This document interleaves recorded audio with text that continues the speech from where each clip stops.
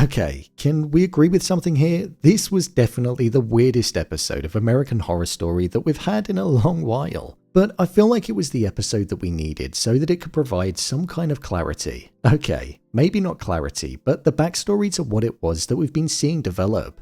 With some disgusting scenes that occurred, some real bloody, gory ones, and a lack of Emma Roberts and Kim K in this installment, let's jump into the episode and unpack all that there was to take away from it.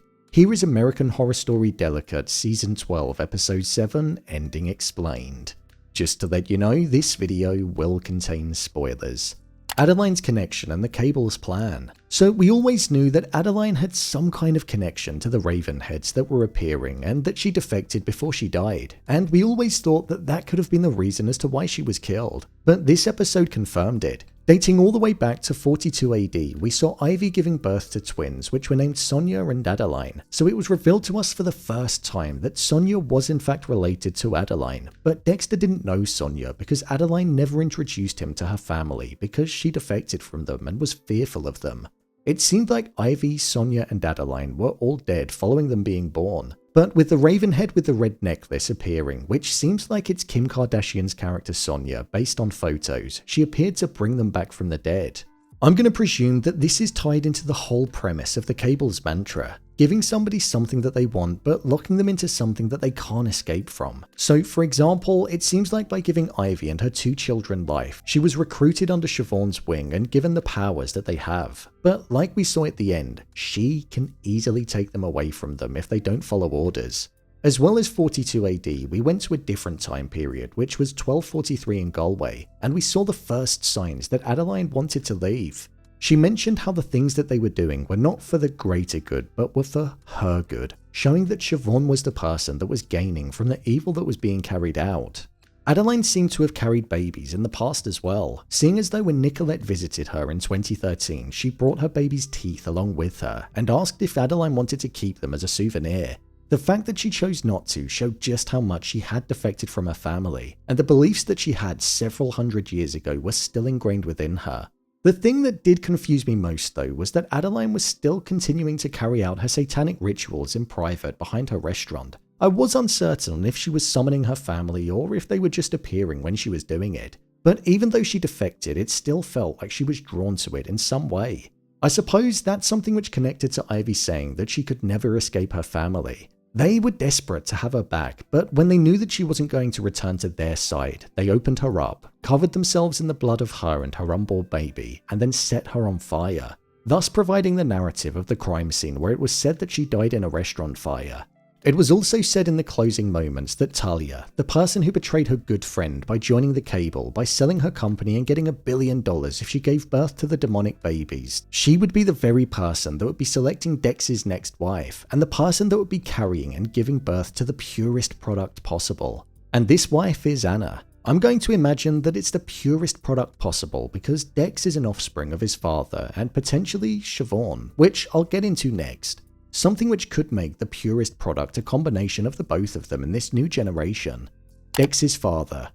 One of the weirdest moments in the entirety of the episode occurred towards the end of it, with Dex finding a pregnancy test of Adeline's in the bathroom bin, something I thought was a bit poorly placed considering she wanted to keep it a secret. He phoned his mother and father with the hopes of telling them the good news. After they didn't answer the phone, he went to their house, and then once he entered, he saw 2 Ravenheads pumping blood into Dex's mother. She was unconscious at the time due to being chloroformed earlier, but over by the desk, Dex's father was being intimate with one of the other Ravenheads, one which had a red necklace on. We didn't see who was behind the mask, but considering there's been a few photos out there of Kim Kardashian being seen on set, she's actually been caught snapped with the necklace on. Plus, it was also featured in the trailer too, so it points the finger towards Siobhan being the person that was being intimate with Dex's father.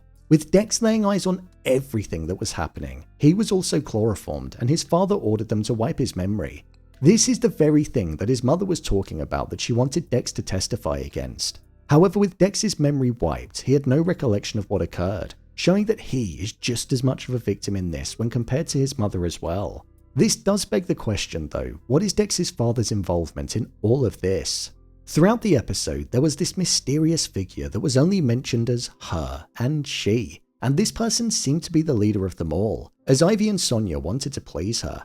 I'm going to presume that the her that they're referring to is Siobhan.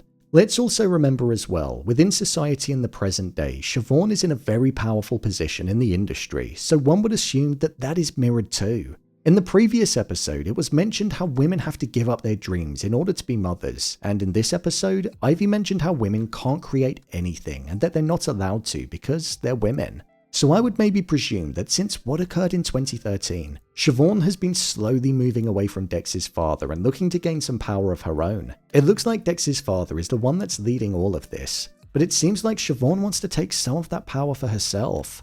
There was an interesting line in the episode towards the end where it was mentioned that Adeline married him to give her the middle finger. If Siobhan is the person that Dex's father was with at the end, and with him saying, "This is how you were made," that's why it could be seen as Adeline getting one over on Siobhan, because she could actually be his mother. And that way it would be more personal. It's just a theory for now, but one that does have some kind of legs.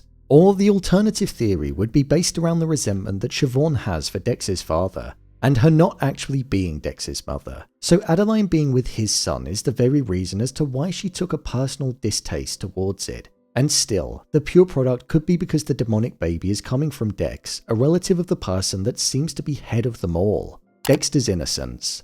There were points in this season where it felt like Dex was in on what was going on, but I think this episode confirmed that he wasn't. He was deeply in love with Adeline and wanted to have a family with her. He was even saying things like, "I love you more than I'll ever love anyone," and calling her the love of his life. However, obviously now he's with Anna, and those statements don't hold the same weight. So I do wonder if some of those feelings that he felt about Adeline had been erased from his mind, as it feels like that's something that can be done. Dex definitely doesn't know the full picture or remember everything.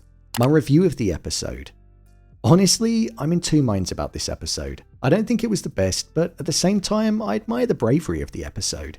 It provided context to a lot of what we've been questioning throughout the season, but some of the acting in this episode was really bad. Cara Delevingne just didn't do it for me in the slightest. I've thought that a lot about her throughout the season, which I don't take pleasure in saying, but it just feels a bit too dramatic with the delivery. The dialogue feels a bit forced, and she was probably my least favourite performer in the episode. It does feel like part 2 of Delicate isn't really handling things that delicately, and it's just decided to go full force and push us through the final few episodes. I do definitely think that the mid-season break just hurt the show slightly. It just gave us time to get out of the world and kind of push everything to the back of our minds. It lost all momentum. It was 5 months, which is quite a long time to leave between episodes.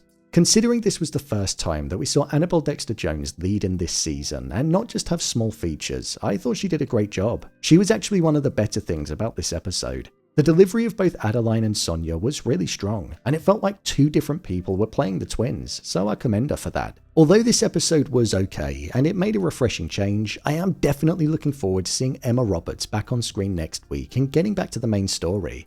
There's only 2 episodes left, and it genuinely feels like there are so many different ways that the story could go, so I can't wait to see which route it does end up going down. So, there you have it. American Horror Story Delicate Season 12 Episode 7 Ending Explained. As always, thanks for tuning into the video, and I'll see you in the next one.